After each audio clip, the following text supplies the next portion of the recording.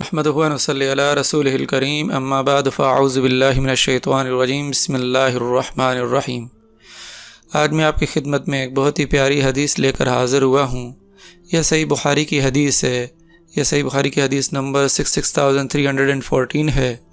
اس حدیث مبارکہ میں رات کو سوتے وقت کی دعا بیان کی گئی ہے اور صبح اٹھنے کی دعا بیان کی گئی ہے۔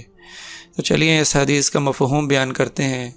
اس حدیث کا مفہوم کچھ اس طرح سے ہے: ہم سے موسیٰ بن اسماعیل نے بیان کیا، کہا ہم سے ابو عوانہ نے بیان کیا، ان سے عبد الملک بن عمیر نے، اور ان سے رابی نے، اور ان سے حذیفہ رضی اللہ عنہ نے بیان کیا، نبی کریم صلی اللہ علیہ وسلم جب رات میں بستر پر لیٹتے تو اپنا ہاتھ اپنے رخسار کے نیچے رکھتے اور یہ کہتے: اللہم بسمک اموت و احیا۔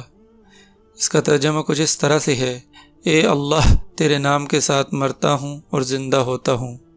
اور جب آپ بیدار ہوتے تو کہتے: الحمدللہ الذی احیانا بعد ما اماتنا والیہ النشور۔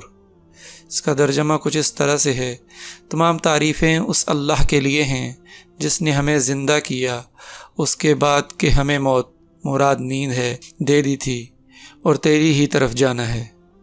سبحان اللہ۔ اللہ پاک مجھے اور آپ سب کو ہر رات سونے سے پہلے اور صبح اٹھ کر اس دعا کو پڑھنے کی توفیق عطا فرمائے۔ اللہ پاک مجھے اور آپ کو قرآن و سنت کے مطابق زندگی بسر کرنے کی توفیق عطا فرمائے۔ جزاک اللہ خیر۔